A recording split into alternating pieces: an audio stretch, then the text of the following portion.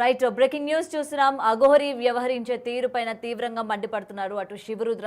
అయితే నిజమైన అఘోరీలు ఈ విధంగా ప్రవర్తిస్తారా? అసలు ప్రేమేంటి, పెళ్ళేంటి, ఆ ఫోన్లేంటి, ఆ పాటలేంటి, అలాగే ఈ కంటిన్యూస్గా ఇంటర్వ్యూలు ఏంటి అని చెప్పి కూడా తీవ్రంగా ఖండిస్తూ ఉన్నారు. అయితే సనాతన ధర్మాన్ని కాపాడడానికి వచ్చిన నువ్వు ఈ విధంగా ప్రవర్తించడం ఎంతవరకు కరెక్ట్ అని కూడా లైవ్లో ప్రశ్నిస్తున్న పరిస్థితి మనకి ఇక్కడ క్లియర్గా కనిపిస్తుంది. అయితే నిన్నటి నుంచి కూడా మనం చూస్తూ ఉన్నాము వర్షిని వ్యవహరించే తీరు కావచ్చు, అలాగే అఘోరితో ఇప్పుడు రీసెంట్గా పొద్దు నుంచి మనం లైవ్లో కూడా చూసాము. అఘోరి దగ్గరికి వర్షిని వెళ్ళిన పరిస్థితి కనిపిస్తుంది. అయితే వీళ్ళిద్దరూ కలిసి మాట్లాడిన మాటలు ఏవైతే ఉన్నాయో ఇవన్నీ కూడా అభ్యంతరకరంగా ఉన్నాయి. అసలు అఘోరి ముసుగులో నువ్వు చేస్తుంది ఏంటి అని చెప్పి కూడా తీవ్రంగా ఖండిస్తూ ఉన్నారు. మరి అసలు లైవ్లో మనతో పాటు జాయిన్ అవ్వడానికి శివరుద్ర గారు రెడీగా ఉన్నారు. మరి దీని గురించి అసలు క్లియర్గా మాట్లాడే ప్రయత్నం చేద్దాం. రుద్ర గారు రైట్, నమస్తేనండి. నమస్కారం, చెప్పండి. రైట్, అయితే పొద్దు నుంచి కూడా మీరు చూస్తూ ఉన్నారు. నిన్న కూడా మీరు అమ్మాయికి నచ్చ చెప్పే ప్రయత్నం చేశారు. అసలు వెళ్ళొద్దు, చేయొద్దు, ఇలాంటివన్నీ కూడా కరెక్ట్ కాదు, అలాగే అఘోరీలు ఎలా ఉంటారు అని చెప్పి మీరు నచ్చ చెప్పినప్పటికీ ఆ అమ్మాయి పొద్దున మనం మాట్లాడడం కూడా జరిగింది. అఘోరి దగ్గరికి అయితే వెళ్ళిపోయింది. ఇంకా తనతో పాటు జీవితాంతం ఉంటానని చెప్పడం జరిగింది. ఇప్పుడు అమ్మాయికి నిన్న కూడా వర్షినికి ఏం చెప్పింది ఏంటంటే, అమ్మా అఘోరీ తత్వాన్ని నేను తీసుకొని ముందుకు పోతా, అమ్మ దగ్గర అమ్మ దగ్గర విద్యా సాధన నేర్చుకుంటాను, అఘోర సాధనను నాకు నేర్పిస్తుంది అని అన్ని శ్రీనివాస్ అఘోరి అని చెప్పేసి ఈవిడ అఘోర సాధన నేర్చుకుంటానని చెప్పేది ముమ్మాటికి అబద్ధం, అది అవాస్తవం. ఇప్పుడు శ్రీనివాసే అఘోరి కాదు అని నేను 100 సార్లు మొత్తుకున్నా. ఎల్లూరి శ్రీనివాసు సామాన్యమైన జీవితాన్ని గడుపుతున్న వ్యక్తి ఇప్పుడు ఒళ్ళంతా చితాభస్మాన్ని రాసుకొని రుద్రాక్షలు పెట్టేసేసుకుంటే అఘోరాలు అయిపోరమ్మా. సాధువుల లక్షణాలు, సాధు సత్పురుషుల లక్షణాలు మరియు అఘోరాలలో కామం, క్రోధం, ప్రేమ, ఆప్యాయత, ఆశ, ఈ మద్యం మరియు ఈ పైశాచికత్వం ఇవన్నీ వదిలిపెట్టేసి సంసార జీవితానికి దూరంగా ఉండవాలి అన్న నియమాన్ని పాటించాల్సిన వాళ్ళే అఘోరాకి అర్హతలు అని చెప్పి శాస్త్రజ్ఞానాల్లో రాసింది. మానవ శరీరాన్ని ఎత్తి నువ్వు అఘోరా అయ్యావు అని అంటే మొదట రుజువులు నిర్ణయించాలి, మీరు రుజువులు చూపించాలి. రెండోది, నీవు ప్రేమ పెళ్లి అని చెప్పేసి అక్కడెక్కడో ఎవరికో తాళి కట్టి, ఇక్కడెక్కడో ఎవరికో తాళి కట్టి, ఆడవాళ్ళకి మొగోళ్ళని కడతావు, మొగోళ్ళకి ఆడవాళ్ళని తాళి కడతావు. ఈ తాళి కట్టేది కాన్సెప్ట్ అనేది ఏ శాసనాల్లో లేదు, ఏ ధర్మ కార్యక్రమాల్లో లేదు, ఏ గురువులు శిష్యుల మధ్య ఉండదు. మొదటిదాకా అమ్మ కూతురులము అని మీడియా మొత్తం చెప్పారు.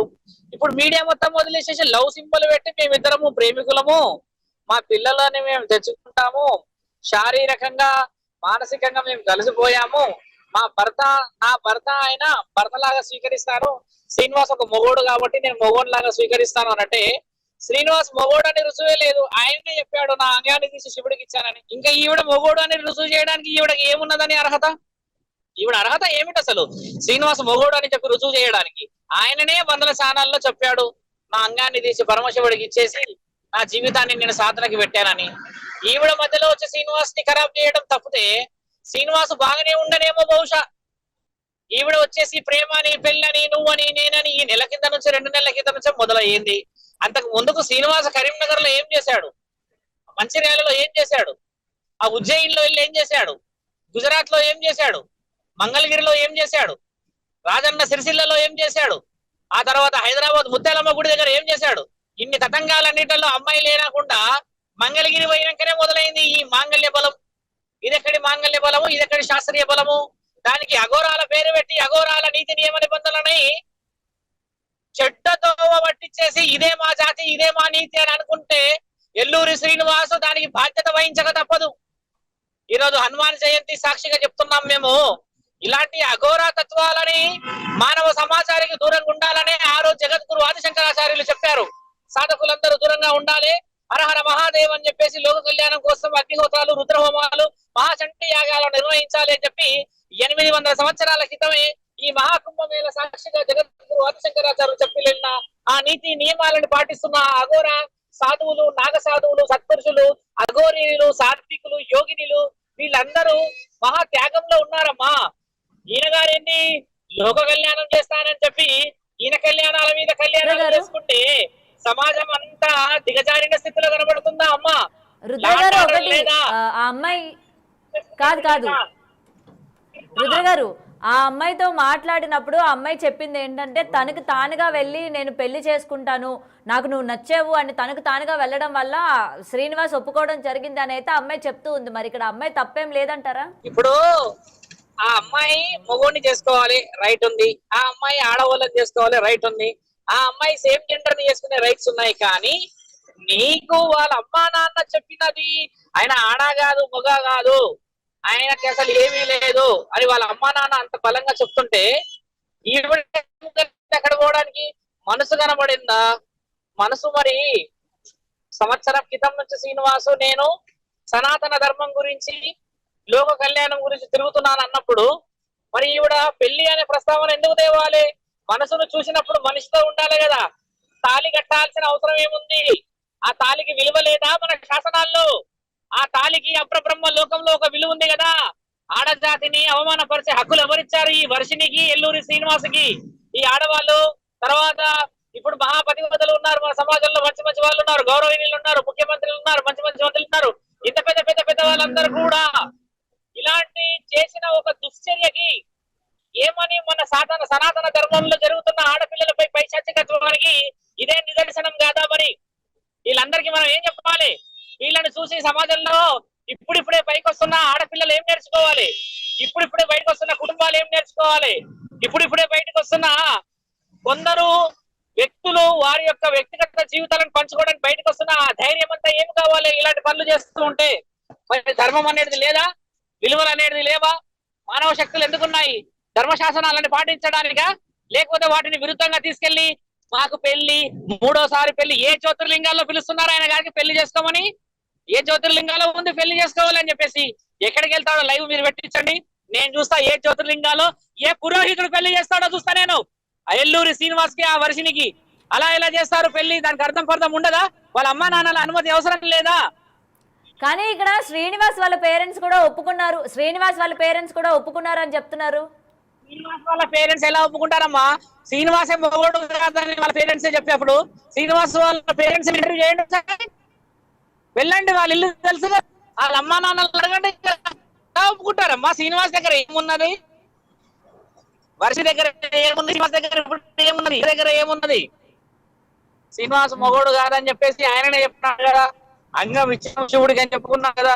వృక్షాలు ఆయన 2 వృక్షాలు పెట్టుకున్నాడు. ఆయనకి బ్రీస్ట్ ఇంప్లాంటేషన్ చేసుకున్నాడు. మొగోడైనప్పుడు బ్రీస్ట్ ఇంప్లాంటేషన్ చేసుకొని ఆడదానిలాగా మారిన తర్వాత ఈ రోజు ఇంకొక ఆడాయమని ఏమని పెళ్లి చేసుకుంటున్నాడు? అసలు ఆ ఆడబిడ్డ కన్నా ఆలోచన లేదా అమ్మా? కానీ మనం గతంలో మాట్లాడుకున్నట్టు ఎటువంటి వశీకరణ కావచ్చు, లేకపోతే ఇలాంటి పసర మందులు కావచ్చు, ఇవేమి కూడా నాకు పెట్టలేదు. కేవలం శ్రీనివాస్ నా పైన చూపించిన ప్రేమకి నేను లొంగిపోయాను అని అయితే ఆ అమ్మాయి చెప్తుంది. ఆ అమ్మాయి మాటలు కూడా ఇవాళ ప్రతిదానికి కూడా నేను మేజర్ని, నాకు నచ్చినట్టు నేను చేసుకోవచ్చు, నేను వెళ్ళొచ్చు, ఆపే అధికారం కానీ అడిగే అధికారం కానీ అటు కుటుంబ సభ్యులకు కానీ సమాజానికి కానీ ఎటువంటి రైట్స్ లేవని చెప్తుంది. మరి అమ్మాయి ఆ అమ్మాయి మొగోడిని పెళ్లి చేసుకుంటే అడిగే రైట్స్ లేవమ్మా.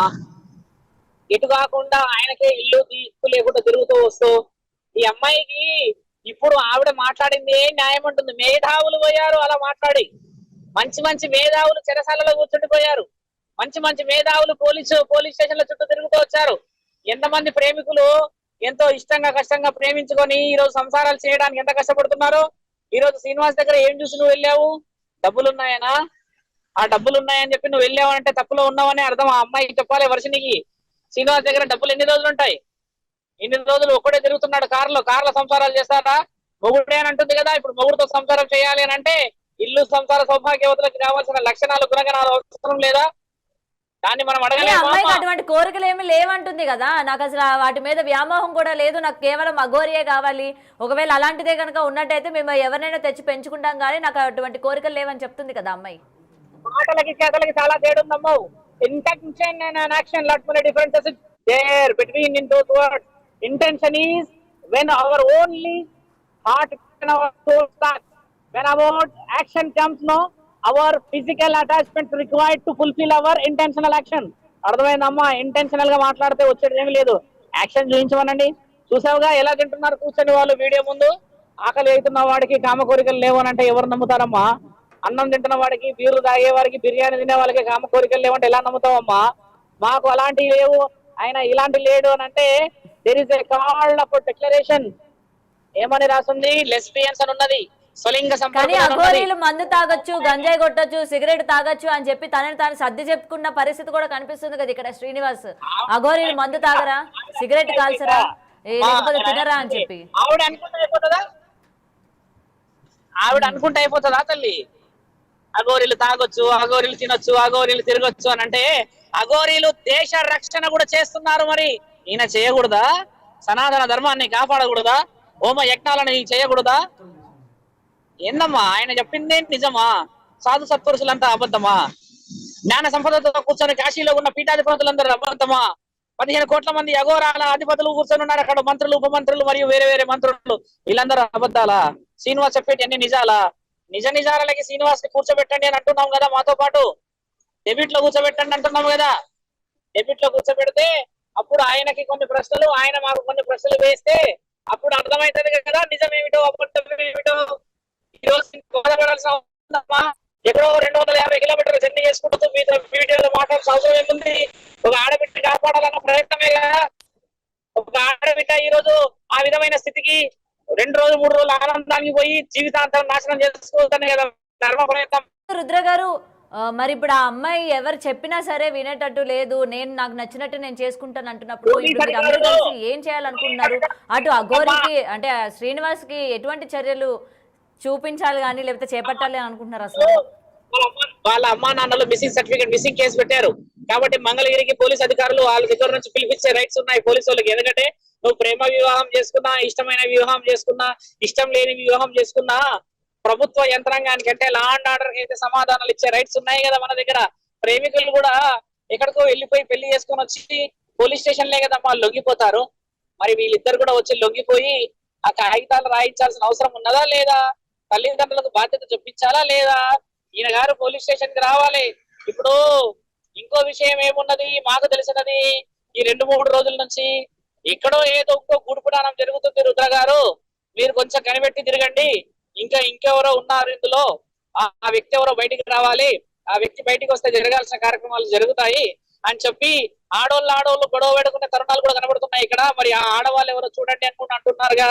ఇప్పుడు సోమవారం వరకు నేను ఒక ప్రణాళిక చేసి పెట్టామ్మా. ఆ ప్రణాళికలో ఆ పరమాత్ముడి ఆజ్ఞ నిజంగా ధర్మం గెలవాలి అని అంటే శివరుద్ర సాధు అబద్ధమో కాదో సోమవారం రోజు రుజువు అవుతుంది తల్లి.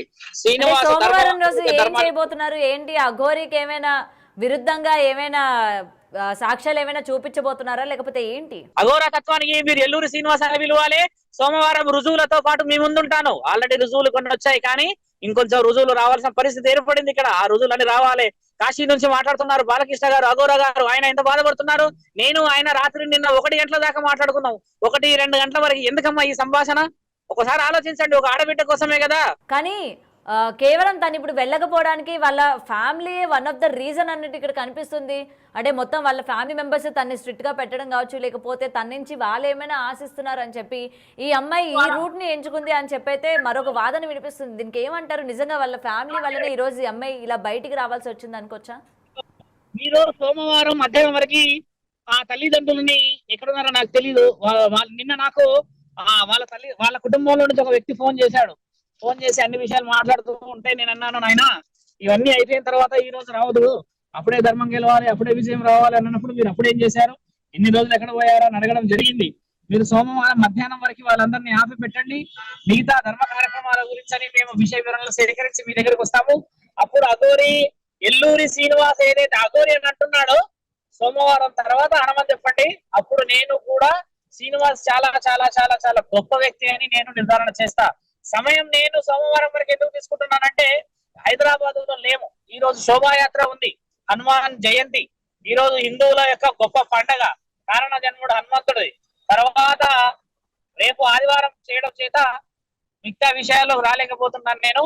ఎల్లుండి నేను ఖచ్చితంగా భాగ్యనగరానికి వస్తాను. అప్పుడు కావాల్సిన సహకారం మీకు మీ ముందే అన్ని రికార్డ్స్ పెడతా అమ్మా. మీరు కూడా అప్పుడు నిర్ధారణ చేసి ఏం మాట్లాడారు శివరుద్ర గారు, మీరు రికార్డ్స్ ఏమి ఇవ్వలేదు కదా అని మీరు నన్ను నిలదీసే హక్కు ఉంది మీకు. కాబట్టి అమ్మా నిజాల నిర్ధారణ ఉంది. అప్పుడు సమాజం సమాధానం ఏ విధంగా ఎల్లూరు శ్రీనివాస్ కు చెప్పాలో మనందరం నిర్ణయం తీసుకోవాలి. పోలీస్ అధికారులను కూడా మేము ప్రాధాన్యపడుతూ ఉన్నాము. ఈ రోజు ఆడపిల్లని కాపాడలేకపోతే రేపటి రోజు మిగతా ఆడపిల్లలకి ఇలాంటి ఆలోచనలు ఎక్కువ శాతంగా రావచ్చును. దానివల్ల సమాజం భ్రష్టపట్టే అవకాశాలు ఉన్నాయి. కాబట్టి సాధు సత్పురుషులు అందరము ఏకమవుతూ ఉన్నాము. చాలా మంది సామాజికవేత్తలు చాలా మంది ఫోన్లు చేసి చెప్తున్న విషయం ఏంటంటే ధర్మం కాపాడాలి, శివరుద్ర గారు ధర్మం వైపు వెళ్ళాలి మనందరము. ఇలా అమ్మాయిని కాపాడకపోతే రేపటి రోజు అమ్మాయికి మన ఇబ్బంది అయితే మనందరం చేతులారా ఒక జీవితాన్ని నిండు జీవితాన్ని ఇబ్బంది పెట్టి ఒకసారి కనెక్షన్ కట్ అయినట్టు చూడండి ఒకసారి. ఇప్పుడు మనం చేయాల్సిన విషయం కూడా పార్వతీ పరమేశ్వరుల అమ్మ వాళ్ళిద్దరు చెప్పడం కూడా జరిగింది. పార్వతీ పరమేశ్వరుడు ఎలా అయితే ఉంటారో ఇంకా మేమిద్దరం అలాగే ఉండి తను చేపట్టబోయే ప్రతి కార్యక్రమంలో కూడా వర్షిణి తోడుగా ఉంటది అని చెప్పి కూడా చెప్పడం జరిగింది. పార్వతమ్మ ఆడపిల్ల, పరమేశ్వరుడు మగవాడు, ఇద్దరు ఆడవాళ్ళు. అందులో అటు ఇటు కాని అయినా పార్వతీ పరమేశ్వరుల పేరు తీసుకుంటే పరమశివుడిది ఇంకో పేరుంది, కాలభైరవుడు. పేరులోనే ఎన్నో అర్థాలు ఉన్నాయి. పరమశివుడు అనేది ఎంత పరమశించిపోయే మాట, పరమశివుడి వేరే మాటలు కూడా చాలా బలంగా ఉన్నాయి. అర్థమైందా తల్లి? విశ్వసించే వాళ్ళకి విశ్వనాథుడు తల్లి, కాశీ విశ్వనాథుడు. విర్రవిగి ఇలా వితండవాదం చేసే వారికి ప్రళయకార రుద్రుడు. ఇది కూడా రాసింది శివుడి మీద. మరి అవి చెప్పట్లేరే? పార్వతీ పరమేశ్వరుల, బ్రహ్మ విష్ణు పరమేశ్వరుల. ఇంకిత జ్ఞానం లేని మనుషుల ద్వారా మాట్లాడితే ఇలానే ఉంటది. నయం ఇంకా కారణ జన్మలై శివుడు పార్వతి అనలేరు. దాన్ని మీరు నిజమే పార్వతీ పరమేశ్వరులు అనలేరు మీడియా వాళ్ళు.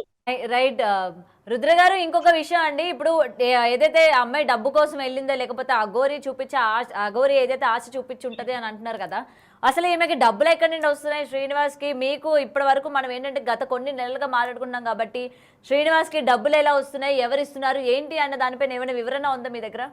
ఇప్పుడు ఇందాక ఒక 2-3 ప్రూఫ్స్ పెట్టారు నాకు. ఒక 2-3 ప్రూఫ్స్ వచ్చాయి. ఒకళ్ళు 5 లక్షలు ఇచ్చారని, ఒకళ్ళు 10 లక్షలు ఇచ్చారని ప్రూఫ్స్ పెట్టారు. ఆ 5 లక్షలు ఇచ్చే 10 లక్షలు కూడా నేను తిట్టాను. ముందు మీరు ఇప్పుడు ఎందుకు చెప్తున్నారమ్మా? ఆయన మంచి చేస్తాడని పోయి ఈ రోజు చెడు చేస్తున్నాడని డబ్బులు చెప్పమ్మా. రుద్ర గారు, ఏవైతే 5 లక్షలు అట్లా తీసుకున్నాడు అని చెప్పి ప్రూఫ్స్ ఉన్నాయి అన్నారు కదా, అవి ఒకసారి పంపిస్తారా మాకు? ఖచ్చితంగా మండే రోజు విత్ డాక్యుమెంట్ కదా మీ దగ్గరకు వస్తా ఉంటుంది. నేను ఓకే ఓకే ఏంటంటే టైం తీసుకొని మీకు అన్ని రుజువులు నిర్ధారణ చేసినాకనే మీరు నన్ను శివరుద్ర సాధు అంటారో శివరుద్ర అంటారో మీ ఇష్టం. ఎల్లూరి శ్రీనివాస్ అంటారో ఎల్లూరి శ్రీనివాస్ చేసిన ఈ పనుల విషయంలో ఏం పేరు పెడతారో మీకు వదులుతున్నాం. అఘోరా అయితే ఈ జన్మకైనా కాలేడు. ఇదైతే నేను రాసిస్తా. అఘోరా కావాలి అంటే కారణ జన్మలో పుట్టాలే. ఆ అఘోర తత్వానికి పరమశివుడు ఆజ్ఞ ఉండాలి, కానీ మాటల ద్వారా ఎవరు అఘోరాలు కాలేరు.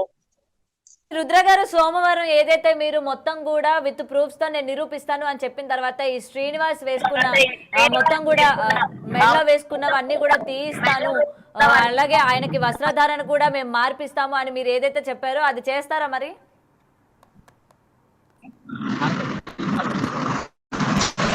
ఇప్పుడు ఎల్లూరు శ్రీనివాసు చితాభస్మాన్ని తీసేసి రుద్రాక్షలన్నీ తీసేసి ఆయన గారు జీన్స్ టీషర్ట్ వేసుకొని వర్షినితో వెళ్తాడో లేకపోతే ఇంకొకళ్ళతో వెళ్తాడో ఆయన ఇష్టం. కానీ రుద్రాక్షలన్నీ వేసేసుకొని చితాభస్మం పెట్టేసుకొని ఆ నల్ల దుస్తులు వేసేసుకొని నేను అఘోరానని చెప్పేసేస్తే మాత్రం ఒప్పుకునే ప్రసక్తి లేదు. అలాంటి విషయాలు ఖండించాల్సిందే. చాలా మంది యువతి యువకులు, చాలా మంది కుటుంబ వ్యక్తులందరూ కూడా చెప్తున్న విషయం కూడా అదే. ధర్మాన్ని కాపాడాలని అందరూ అనుకుంటే సరిపోదమ్మా, దాన్ని పాటించాలి.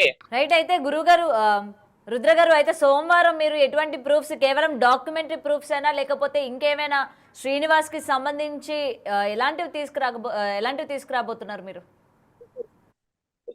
డాక్యుమెంట్ తీసుకొస్తాను. డాక్యుమెంట్ పై ఉన్న శక్తిని తీసుకొస్తాం తల్లి. మీరేం కంగారు.